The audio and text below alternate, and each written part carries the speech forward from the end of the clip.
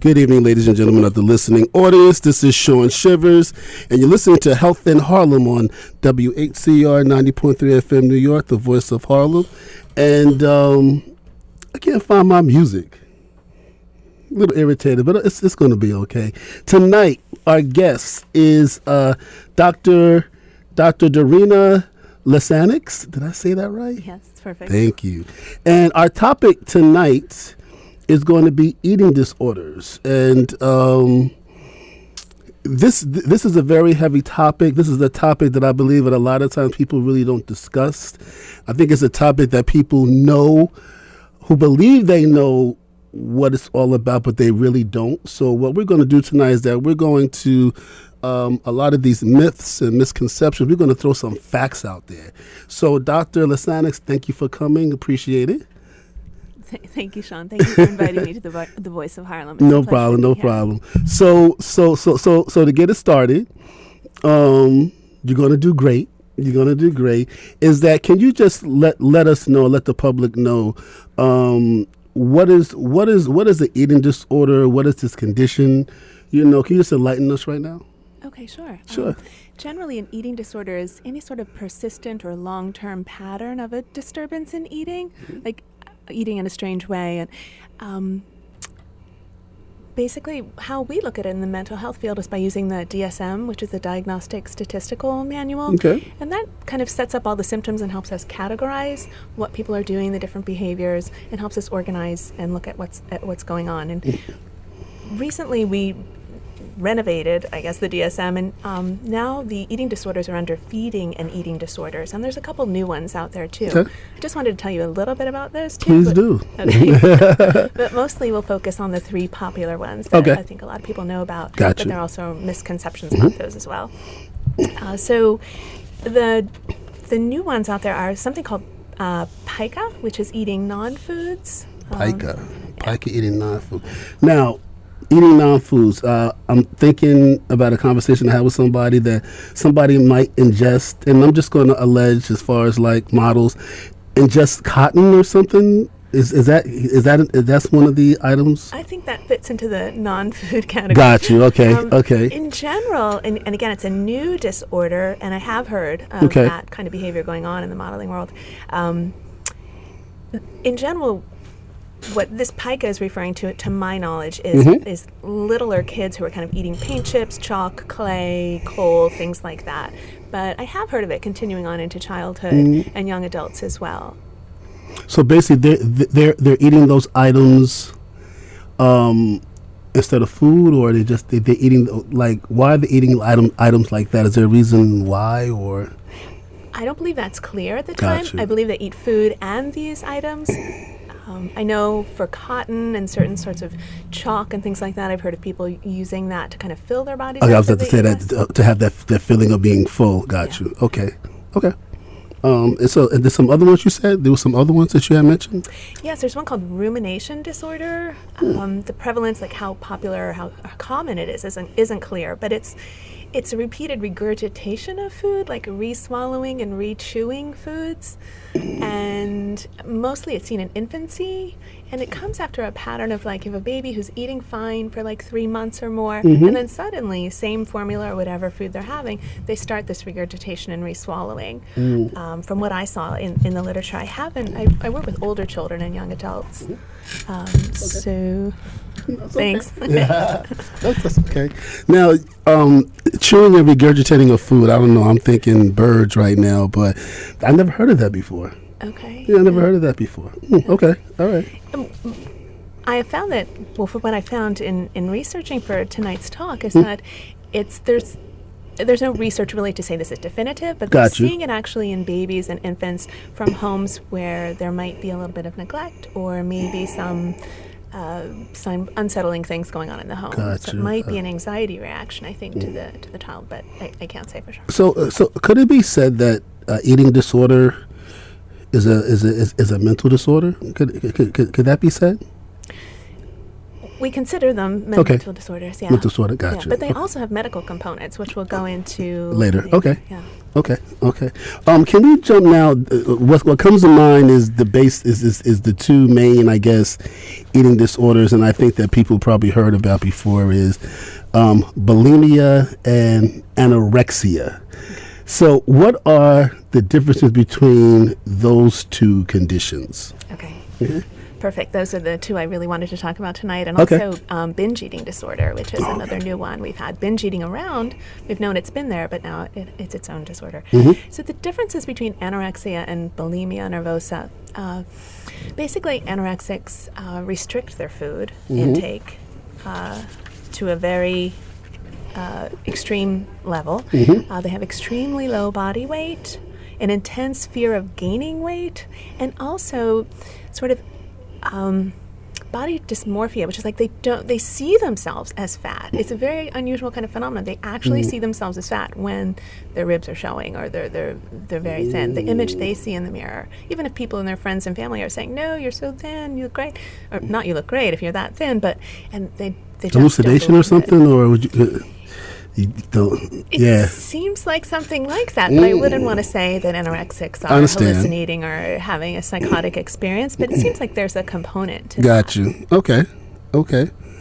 And then bulimia, I guess. Bulimia, the other one? Yeah, but bulimia, that's kind of binging, eating either a normal amount of food or a lot of food, and then doing something to kind of avoid the weight gain that would come with that food.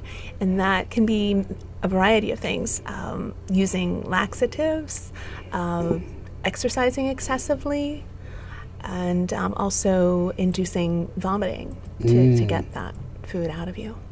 So they're ingesting the food because they're hungry, but then they are regurgitating or bringing it back up because of the fact they don't want to gain the weight? Yeah, or they feel very guilty for taking it in. Bulimia, people who are bulimia generally have a normal weight in general. So they continue to eat, but they do try to discard much of what they're eating. Would you say, as far as these two conditions, are they like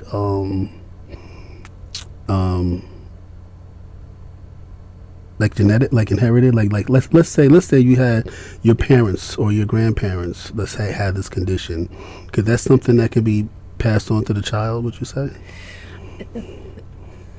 I would say yes, Okay. and I was going to talk about that when we talked about how to Okay, screen I'm sorry. for this, but that's fine. Okay, yeah. Well, you know, my mind, because as you talk, my mind jumps around. So That's fine. I'll it's all work with good. you. It's all good.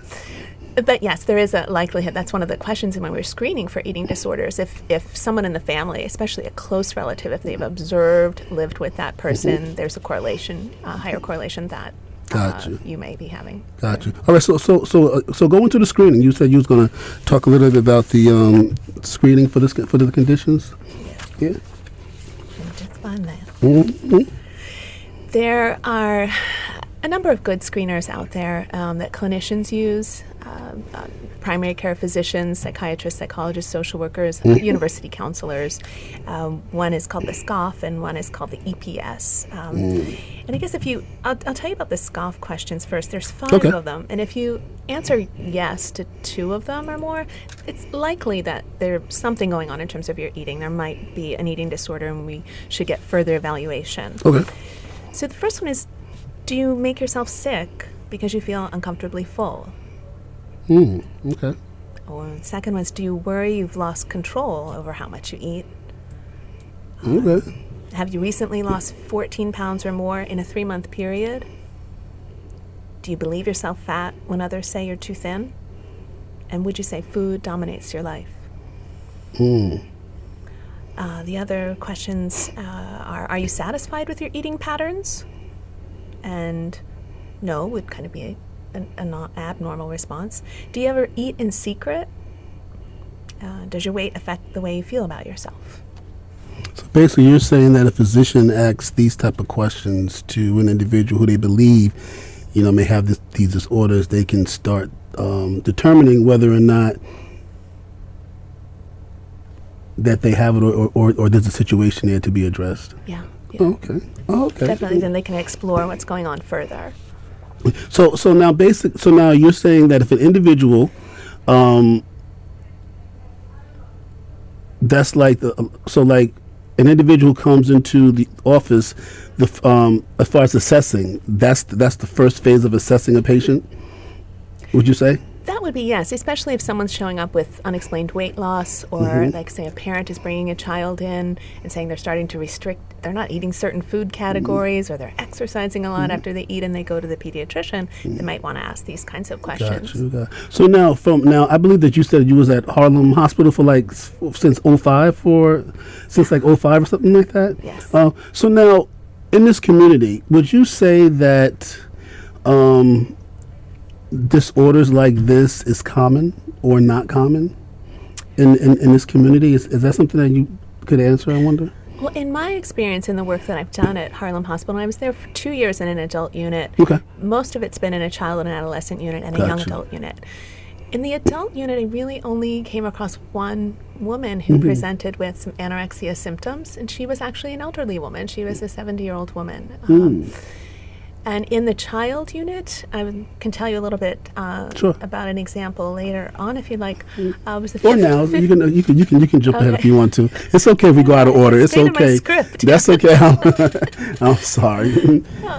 Just one child, actually, was a 15-year-old adolescent Hispanic girl who presented with some mood issues, and then her mom had shared that she, runs to the bathroom after she eats, and she's eating large quantities of food. So we finally, it took us some time to realize that she did have bulimia nervosa, and we went on to treat her successfully. But I think with eating disorders, they affect anyone, age, race, male, female. But a lot of people, especially with eating disorders, they go untreated out of shame, or they don't want to change their behavior either.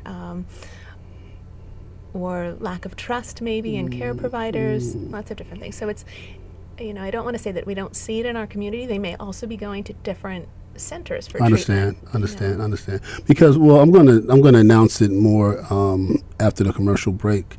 But this is Child Abuse Prevention Month, and the question I just want to throw out there is that is it possible for this condition to surface because a child is being abused by their parents? Could that something that be said? I think we could say that, because a lot of times with children and adolescents, eating disorders arise after some sort of trauma or a loss. Got you, trauma or loss. Okay. And on that note, we are going to go to our first commercial break. You're listening to Health in Harlem, WACR 90.3 FM, New York. And we are going to be right back. But if you have any questions or any comments or concerns, can you please give me a call? Hit me off at 212-650-6903. That's 212-650-6903. We are going to take our first commercial break. We have a whole lot of more information to talk about, so just make sure you don't turn that dial, and we'll be right back. WHCR 90.3 FM, New York. Enjoy a red-hot night of music at the world-famous Apollo Theater as Arturo O'Farrill and the Afro-Latin Jazz Orchestra reimagine Chico O'Farrill's Afro-Cuban Jazz Suite in the world premiere of Afro-Latin Jazz Suite.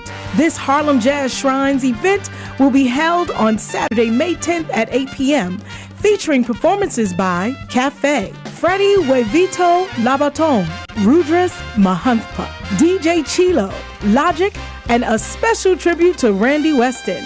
That's Afro-Latin Jazz Suite on Saturday, May 10th at 8 p.m. at the world-famous Apollo Theater. For tickets and more information, visit www.apollotheater.org.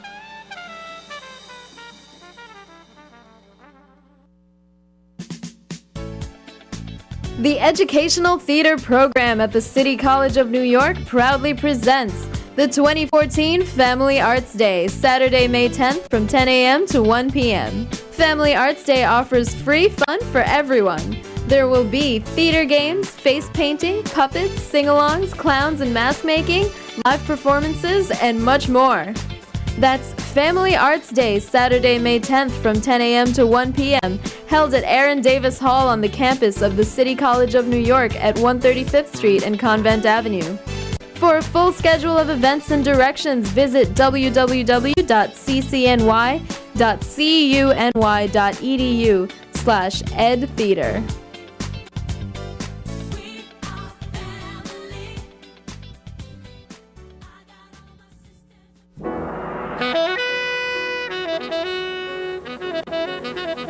The first Islamic Film Festival occurs May 3rd through May 4th at the Malcolm X Betty Shabazz Center, 3940 Broadway near 165th Street in Manhattan. For information, 917-946-8903, 917-946-8903. The film festival features Al Ghazali, The Trials of Muhammad Ali, Return to Gorée, and 8 Centuries of Islam in America.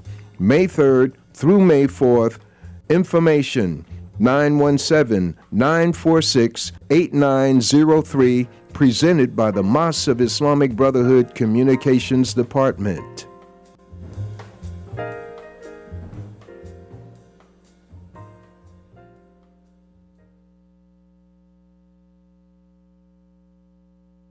WHCR 90.3 FM, New York.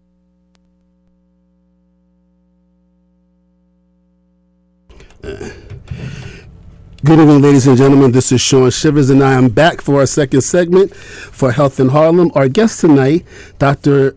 Darina Lasanix. She is a psychologist who works at Harlem Hospital, and our topic tonight is eating disorders. Before we left, I had mentioned that April is Child Abuse Prevention Month, and I'm just going to read something that was passed on to me from our executive director at Harlem Hospital. Denise Suarez, and it said, the children who have been entrusted to our care depend on us to keep them safe. Unfortunately, most children who are abused by someone they know, including family members or friends. Many of our programs and services, this is at Harlem Hospital, are designed to prevent children's abuse from happening. For example, our network supports program for new parents, such as prenatal support programs, which prepare individuals for the job of parenting. We also provide children and adolescents counseling to minimize the long-term effect of abuse. Our pediatric inpatient, outpatient, emergency department services, along with our child life specialists, play a critical role in identifying, reporting, and treating victims of child abuse. Family support services and social work and behavioral health provide a network in times of crisis to help respond to a wide range of family needs. Many children never report being abused. They are often threatened or pressured to stay silent. We ask you as adults and healthcare providers to be watchful for signs of abuse and always take it seriously when children speak about being abused. Protecting children from abuse is everyone's job. So at the end of the day, please, if you suspect someone abusing, if you are a child who is being abused, say something. Please, it's okay. Let us know. You can tell your teacher, you can tell a friend, you can tell a neighbor. But at the end of the day, this is a condition, especially in this community, that is, these things are going on behind closed doors, and we need to try to prevent them. Okay? So I'm just throwing that out there to everyone. And so we're going to jump back to the topic of eating disorders. And I had mentioned that, is this something that can arise in a child because they're being abused? And you had mentioned that, yes, it's probably could. You know what I'm saying? So let's talk about symptoms. Okay?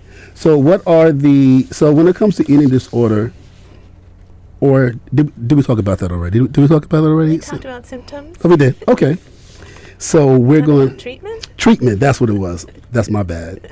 So let's talk about treatments. Treatments of these these eating disorders. So, floor is yours. Okay. I guess the first thing to say is the treatment depends on the severity of the behavior of the condition and what exactly the person is portraying or dealing with. And also if there's any co-occurring disorders, say there's some depression or suicidal ideation, and those we often do see that, especially with anorexia nervosa. So, we've also got to consider their physical health at the time, especially if the eating disorder has been going on for a period of time, which again, we do need to make the diagnosis. It has to be persistent. We want to make sure that they are medically stable. So the first step is usually seeing the physician and getting some medical tests and blood lab works done, maybe an EKG, things like that, make sure the heart's okay, because repeatedly restricting your food, we didn't actually talk about this, if restricting your food or causing yourself to vomit can cause a lot of medical complications. So, and I guess we can talk about that in a little bit, but we can talk about it now if you want to. I mean, we can. It's your call. We can talk about that now if you want to. Okay, I guess this can segue into that. Sure. So first, we want to make sure they're medically stable. Take a look at what's going on physically for them before we look at what's going on psychologically and try to help them with that. So I guess medical tests. For anorexia, sometimes those are the ones that have the very, very low body weight, and it can be extremely dangerous and actually even deadly. It can affect your heart rate rhythm, your blood pressure, your electrolyte balances, like the chemicals in your body. Your body's not being fed at the end of the day, you know what I'm saying? So that's the biggest thing right there. Yeah. And then for bulimia nervosa, with the purging, there's often acids that can kind of burn your skin if you're using your hand to make yourself vomit, or that can erode your teeth. We also, with bulimia nervosa, see also heart problems as well, electrolyte imbalances, things like that, and blood pressure issues. Lots of things can be happening medically that we really need to take care of before we look at what's going on. So the question is that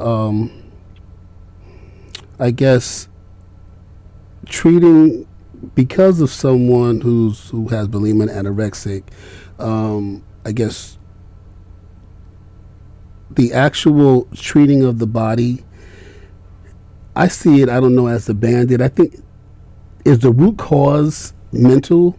So like, let's just say that you do treat the body, but you still gonna have the urge to binge or the urge to, so how do you really address that piece, the mental piece? Oh, that's a very good part, and that's the very important part and the more long-term part of the care.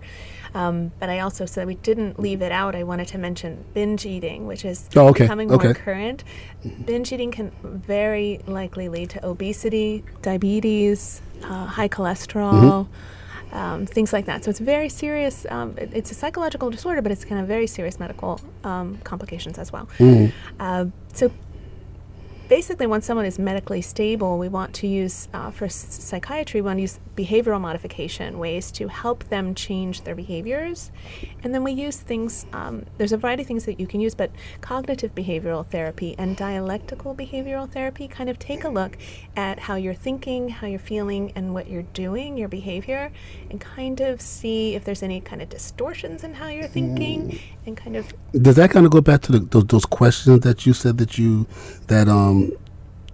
when a doctor is assessing a patient, does that kind of go back to those questions that they ask?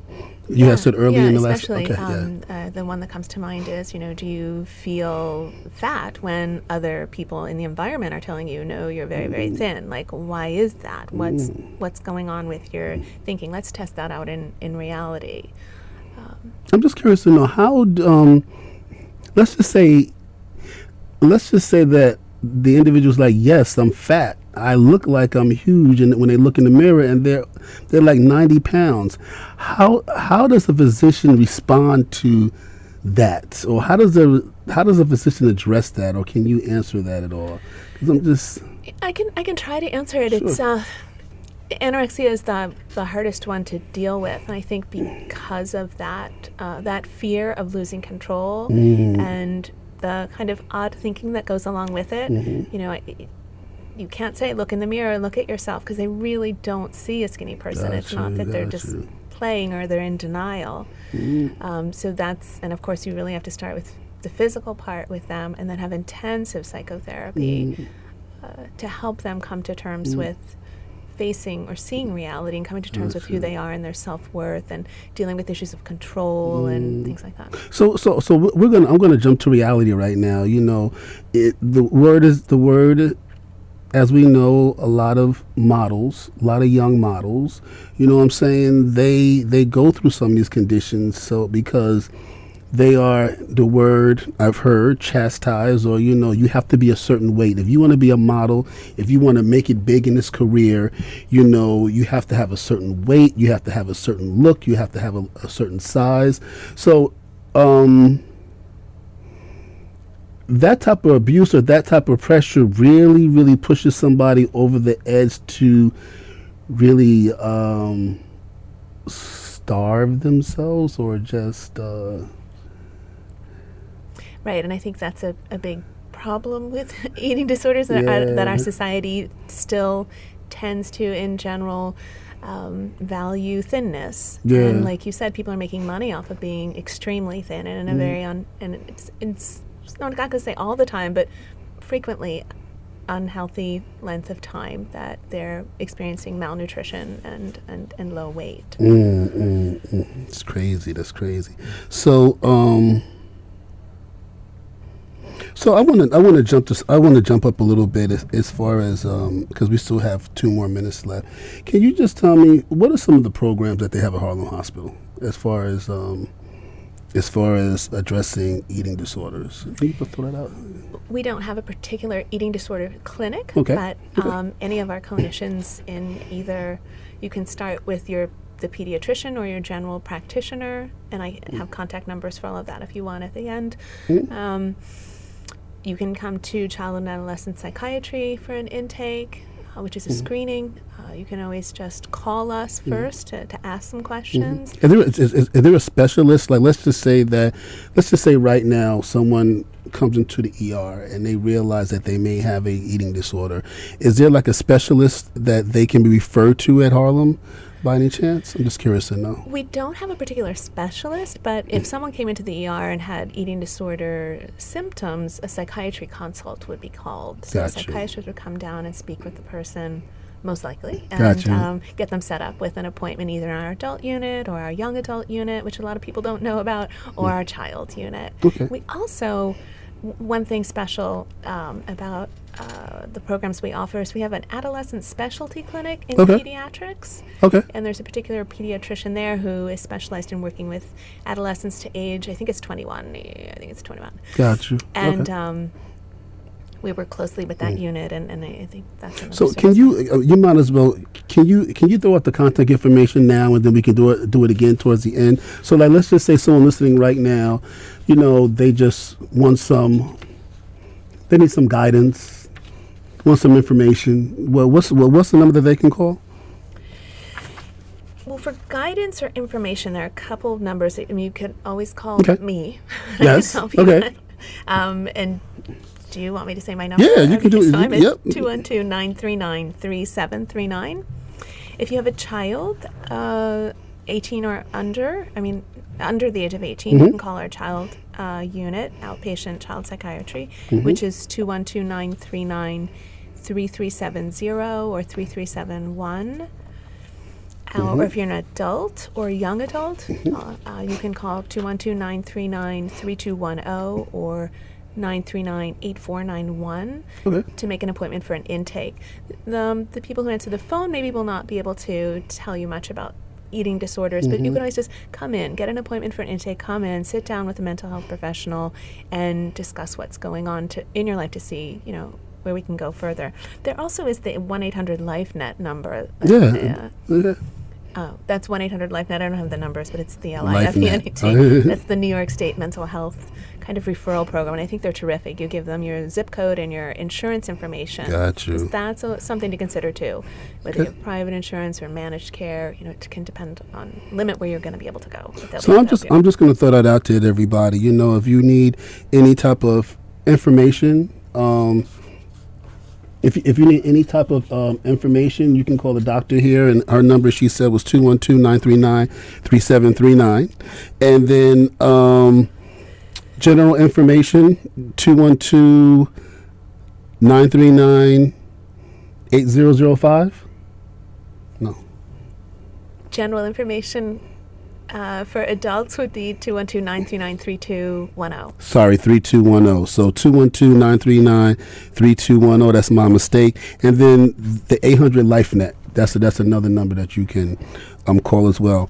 We're going to mention these numbers again towards the end of the show.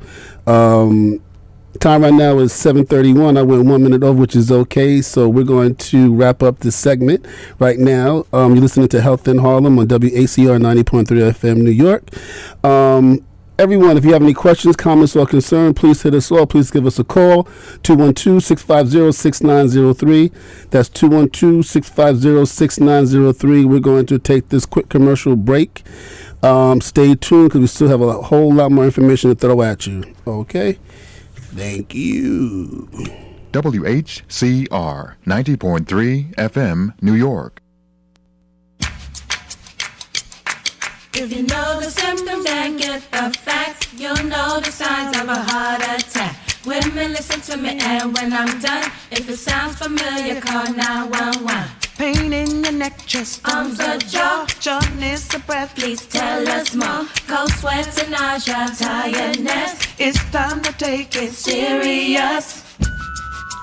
Back pain, stomach pain, shortness of breath, cold sweats, nausea, dizziness. If you know the symptoms and heed the signs, you'll be around for a long, long time. Women, listen to me, and when I'm done, if any sound familiar, call 911. Learn a song that could save your life.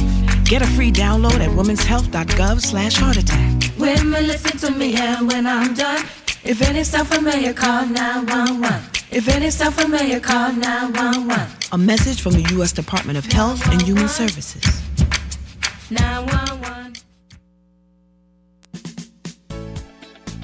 The Educational Theater Program at the City College of New York proudly presents the 2014 Family Arts Day, Saturday, May 10th from 10 a.m. to 1 p.m. Family Arts Day offers free fun for everyone.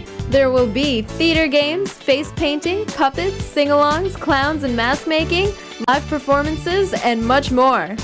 That's Family Arts Day, Saturday, May 10th from 10 a.m. to 1 p.m., held at Aaron Davis Hall on the campus of the City College of New York at 135th Street and Convent Avenue.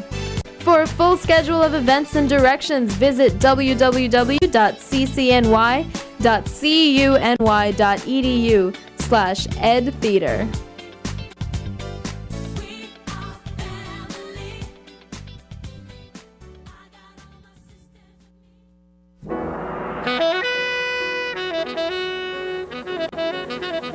The first Islamic Film Festival occurs May 3rd through May 4th at the Malcolm X Betty Shabazz Center, 3940 Broadway near 165th Street in Manhattan. For information, 917-946-8903, 917-946-8903. The film festival features Al-Ghazali, The Trials of Muhammad Ali, Return to Gorée, and 8 Centuries of Islam in America. May 3rd through May 4th.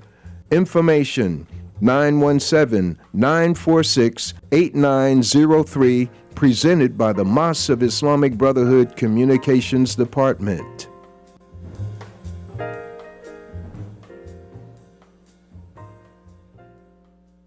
WHCR 90.3 FM, New York.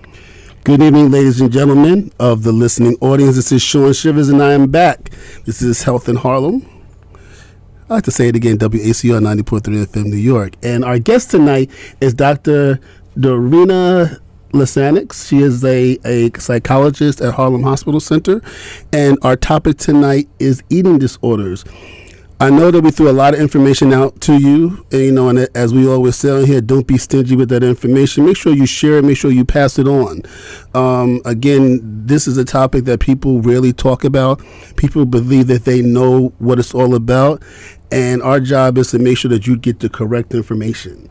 So in our third segment here, we're going to talk about wellness and prevention. Excuse me. So, Dr. Lasanix, can you speak on as far as things that we can do to prevent this disease, or things that we can do to maintain, or just enlighten us again? Sure. I guess before I say that, I just wanted to mention that it's really important for the community to know how serious eating disorders can be. Yes, very much. We sometimes throw the terms around like, "Oh, you're so anorexic," or as a joke or something, and it's something that's serious. Yeah. And can be life-threatening, and also just to stress that it can affect men and women of all races and backgrounds, and that it's really important to know that people with eating disorders tend to try to hide their symptoms, and they're very resistant to treatment. So, and not to cut you off, because you just trigger something. How often? Because you never hear about men, you always hear about females. So, is this common would you say it's common in men? It's less common in men, especially anorexia and bulimia are like 3 times more common in females. Got you. But there is a group of men, and I haven't treated them, but in looking at the research, it seems that there's a population of men maybe that are in athletics that and it's necessary to restrict your weight, like wrestling, ice skating. Not to say that I'm out here saying that. I understand. And also ballet dancing for men. You go and with the women. facts, yeah. Because if you think about it, athletics, ballet, ice skating, all of these individuals have to maintain a certain body weight, a certain size. You know what I'm saying? And that again, pressure, competition. You know what I'm saying? It does. It's crazy. So. And I think also if there's that pressure, so you start modifying your diet or restricting things to get an end result, and you get it, it can become a habit, an unhealthy habit, but it can become like a routine, and then generally you can become very unhealthy and very malnourished. Would it be? You know how they always say knowing is half the battle. let's just say you didn't have this condition. I'm going back to the men right now. Let's just say you didn't have this condition, and someone is now bringing it to your attention that, you know what, you are. Could it be just someone letting you know? So I guess knowing is half the battle.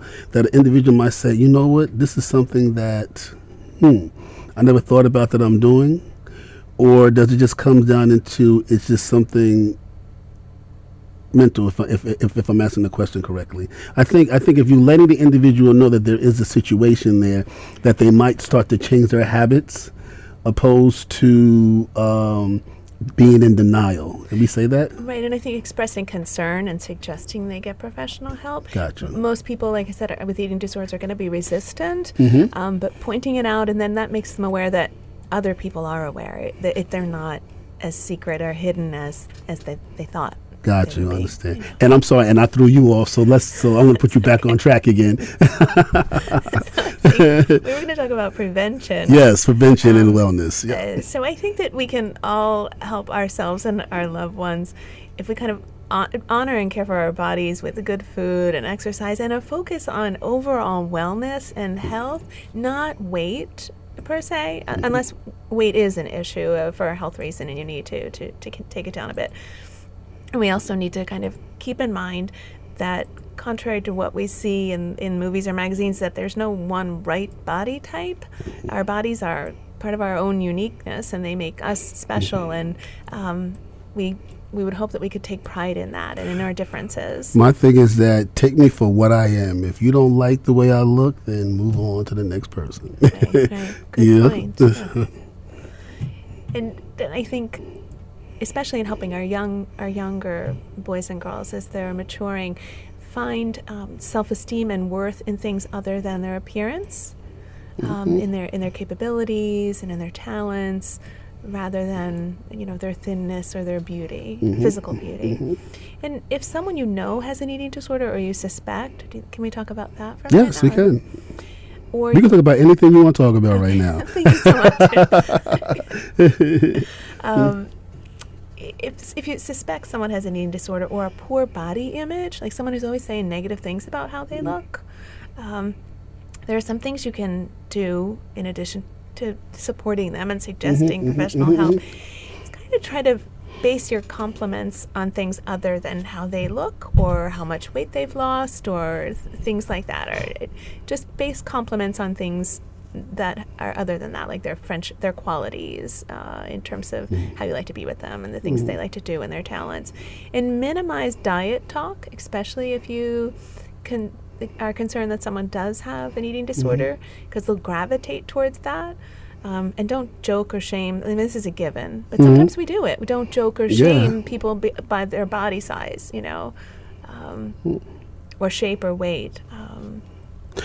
I'm just curious to know. I'm just thinking right now. Can you have anorexic or bulimia and you're overweight? Is that possible? Well, because I'm thinking obesity. I'm just thinking about individuals who. Is that possible? Can you have that condition, but you physically look like you're normal, but then your body is being starved of nutrients because you keep bringing up or vomiting? You know what I'm saying? Is that possible? Probably not for anorexia, because one of the key figures is the extreme weight loss. Got you. Okay. Being, Okay. 85% or more underweight. Okay. Bulimia nervosa, it's generally average weight. It can also start with a little bit of overweight, and they're trying to decrease, and then they get, like we were talking about before, in this habit and this kind of way of eating that just continues to cycle downward. Got you. The binge eating is where we see obesity. Gotcha. Because they're not purging it. They're taking in large amounts, usually in secret, and sometimes in like a very frenzied way to kind of get it over with. They have this urge to eat all this food and to fill some sort of need, and then they don't purge it. So over time, that's where it's leading to obesity. Gotcha. Okay. Thank you. So let's continue with you have any more wellness to any more preventive tips? I think I was looking on, there was this information that I was looking on here is that you mentioned that already, ways of what you can do to prevent any disorder in our children. What should I do if I think I have an eating disorder? Well, yeah. What is? Let's just say there's somebody out there listening who, and you could have answered this, but it's okay if you answer it again. Let's just say you have an individual who they believe they may have an eating disorder, and they don't want to tell nobody, and they keep them to themselves. What should they do? Well, there's a great website that the National Eating Disorders Association has. It's NEDA, N-E-D-A, which you can Google. You can also, not that I recommend getting your mental health from Google, but you can Google self-test, for eating disorder. And they're similar to the ones that I spoke about that clinicians administer. And see if you get some positives. I mean, if you're concerned about it, you know yourself better than anyone else. True. So there probably is some kind of issue there. And get the facts and, and the measures, see how you do on those scales, and then consult your primary care physician, I would say might be the first person, or if you're in a counseling, or if you're in a university or a school, maybe speak to your guidance counselor, because in order to get to a pediatrician, if you're a child, you probably need to go through your parent, and maybe you're not ready to discuss that, or you could go to your teacher, and adults, again, maybe calling a helpline, or speaking to their primary care physician about it, or loved ones to come with them and give them support too. So the last question I have for you before we go to break is, and I'm just curious to know, can eating disorder cause death? How often has someone, passed because of a eating disorder? Is that common? I wouldn't say it's common, but it's the mortality rate for anorexia is very high, because they're so resistant to treatment, and like we had mentioned before, all the medical complications. Yes, okay. Especially cardiac heart problems. So untreated anorexia can very, very often be fatal.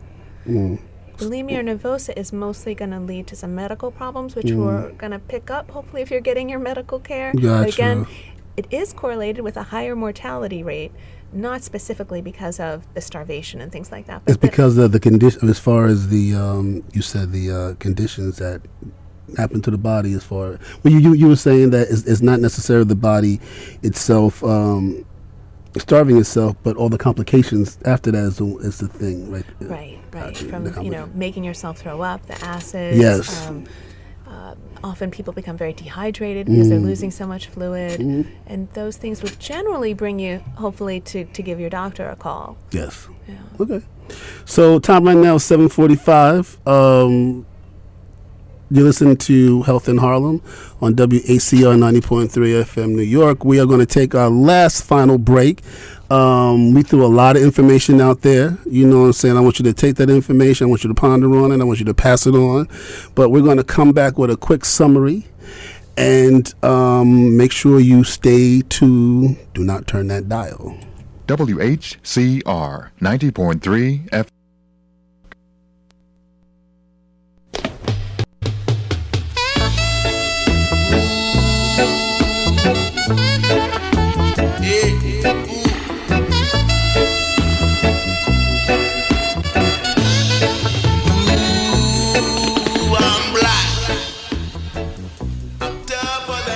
Hi, I'm Vinny B of the Vinny B Showcase. Tune in every Thursday from 8 to 12 midnight for some solid cultural roots music and some sweet lovers rock. Also, informative interviews and giveaways. Right here on the Vinny B Showcase every Thursday, 8 through 12 midnight on WHCR 90.3 FM. Peace. Said I'm black, I'm tougher than rock. Enjoy a red-hot night of music at the world-famous Apollo Theater as Arturo O'Farrill and the Afro-Latin Jazz Orchestra reimagine Chico O'Farrill's Afro-Cuban Jazz Suite in the world premiere of Afro-Latin Jazz Suite. This Harlem Jazz Shrines event will be held on Saturday, May 10th at 8 p.m., featuring performances by Cafe, Freddie Huevito Labaton, Rudras Mahantha, DJ Chilo, Logic, and a special tribute to Randy Weston. That's Afro Latin Jazz Suite on Saturday, May 10th at 8 p.m. at the world-famous Apollo Theater. For tickets and more information, visit www.apollotheater.org.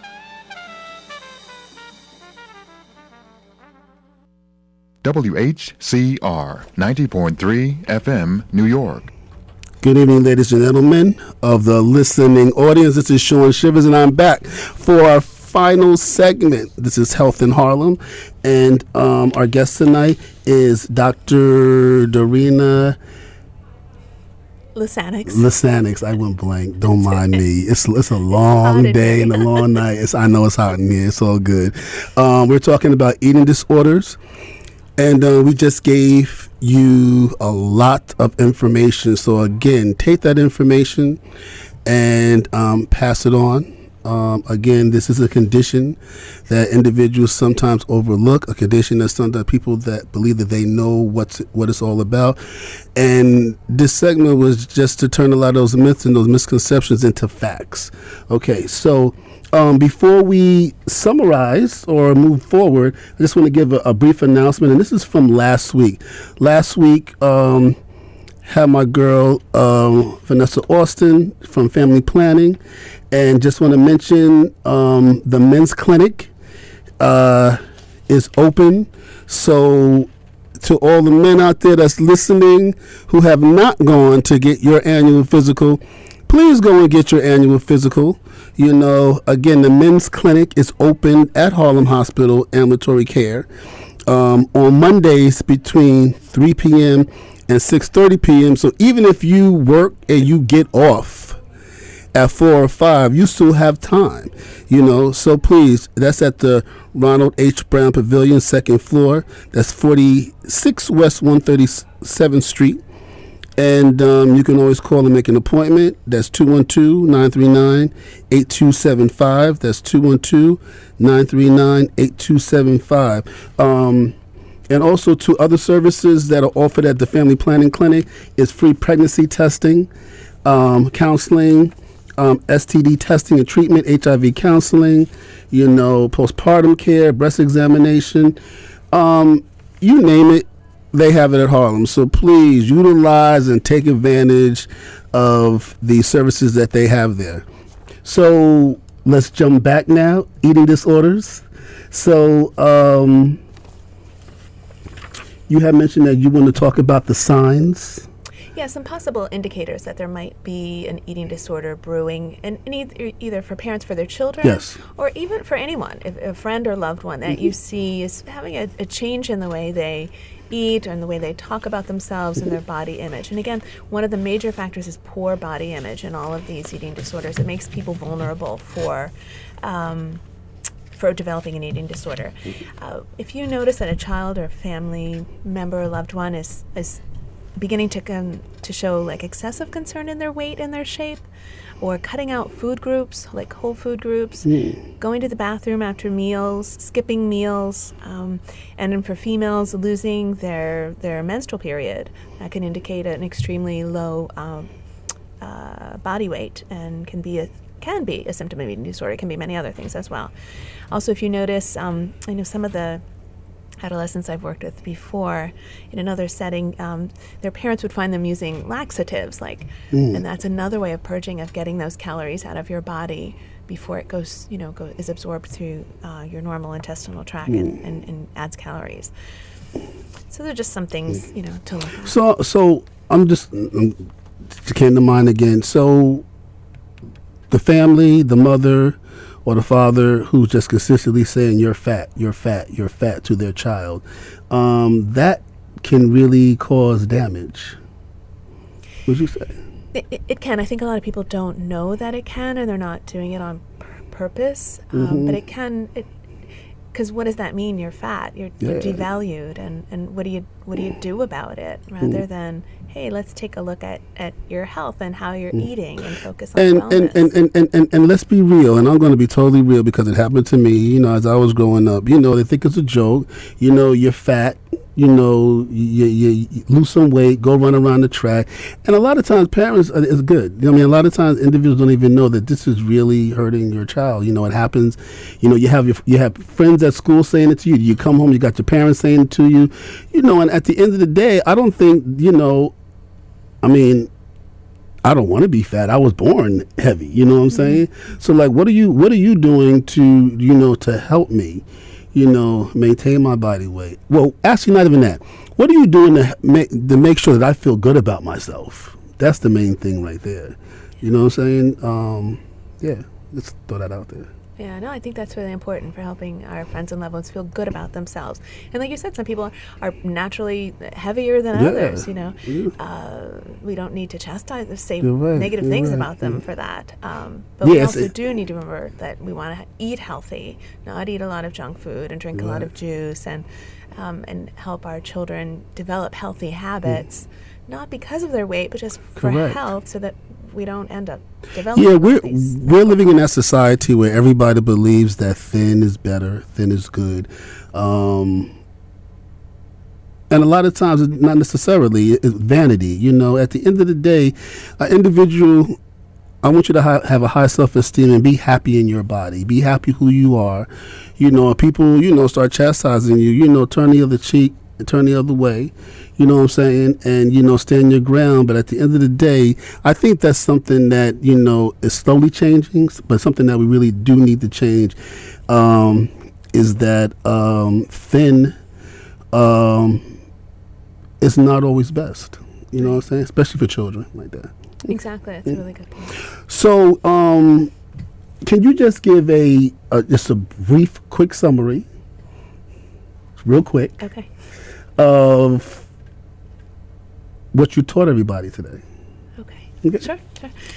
I guess I came here to talk about eating disorders, and there's, like you said, there's a lot of information out there. There's a lot of different disorders, and there's basically the three that we focused on today were the most common: anorexia nervosa, which is where people are restricting their food intake. Their weight is really, really, really low, and they also have that component where they really believe they're fat or overweight when in reality they're not. Bulimia nervosa has to do with eating and then purging, trying to get rid of the calories that you took in. They're generally of normal weight, and they try to compensate for what they eat by either purging, like making themselves vomit, or doing excessive exercise, and things like that. And then the third one we talked about, which is the new one, binge eating disorder. And that tends to affect people. Actually, I saw somewhere that 30% of people in weight loss programs have some aspects of binge eating disorder. It leads to obesity. It generally starts in people who are overweight and can lead to obesity and other medical problems like high cholesterol and diabetes and things that come along with obesity. They tend to eat in secret. So you eat something like a very heavy person who you just see eating salad. It's like, what's happening? They eat in secret out of guilt or shame often. If they don't have the purging part. So all those calories they're taking in, they're not doing the excessive exercise and vomiting things or laxatives for that. You can do a self-screener on the internet. There are some good ones. You can speak to a counselor at school or a physician to see if, remember the questions that we went over about, do you feel uncomfortable with your body size? Do you worry about losing control over what you eat? Would you say food dominates your life? Things like that. If you're having thoughts and feelings like that, it's a good idea to go to get that checked out a little bit further. Got you. Okay. There aren't any direct causes for these eating disorders as far as we know, but again, we do see eating disorders occur in children, sometimes after a trauma or a loss. There's also a large, I wouldn't say large, but there's a growing population of females who are developing eating disorders around the time of menopause. I'm not so sure what the correlation is. That. There could be many factors for that. Good. So just for the sake of time, because you gave a lot of good information. There's certain things you mentioned that you didn't mention earlier, which is good, and I'm glad you did. No, it's all good. I'm glad you did. So one thing I want to know is that out of this whole entire conversation that we had, what do you think is the most important thing that the community should should take away from this conversation? I think the most important thing, in my opinion, is knowing that eating disorders are very serious and can be life-threatening if untreated, and that they can affect anyone. You know, and they're more common in women, yes, but they can affect men, women, children, people of all ages, races, and backgrounds. There's not a lot of research out there also, on eating disorders. There's not a lot of funding for that. So the statistics are not so clear about how these eating disorders affect different minorities. But it's prevalent and very important, and friends and family can help. And also to know that people like to hide it. Yes. They're out of shame or whatever, and they're really resistant to treatment. So the families really need to be supportive. Sometimes Correct. family therapy can help. I guess those are really the most important things to say. So can you tell us again, and you can give us just a few numbers. So again, if anybody needs additional information, they need to contact somebody at the hospital, or at the hospital or not. So what's the numbers again as far as to call? Okay, if you want information, you can always call the 1-800-LIFE-NET number. Yes, Okay, LifeNet. because they have trained counselors who are going to answer your questions and help you find treatment if you'd like that your insurance covers. Yes. You can also call me at 212-939-3739 if you want some more information about services at Harlem Hospital. Yes. You can check the National Eating Disorders Association website, which is NEDA. National. They have an 800 number too. It's 800-931-2237. That's good. What's that 800 number you just said? What's that organization called? National Eating Disorders Association. So National Eating Disorder Association, that number 1-800-931-2231. Excellent. 2237. Sorry. 1-800-939-2237. Great. It's 8 o'clock right now. Yes, Dr. Lesnatic, I want to thank you for coming on to the show, but you said you have a quick announcement real quick. I'm going to give you... Oh, yes. I don't know if the community knows about NAMI, the National Alliance on Mental Illness. 90.3 FM, Okay. New York. They're having a walk this Saturday, May 10th at the South Street Seaport. If you want to get information, you can call me at 939-3739, and I'll give you the information that I know. The Whcr check-in is at 9. It's free. And again, it's the National Alliance on Mental Health. It's a terrific organization, and this is in support of mental health awareness and knowledge and education. Thank you. Thank you, Ma'am, so I want to thank you very much. I want to thank you much for coming on to the show.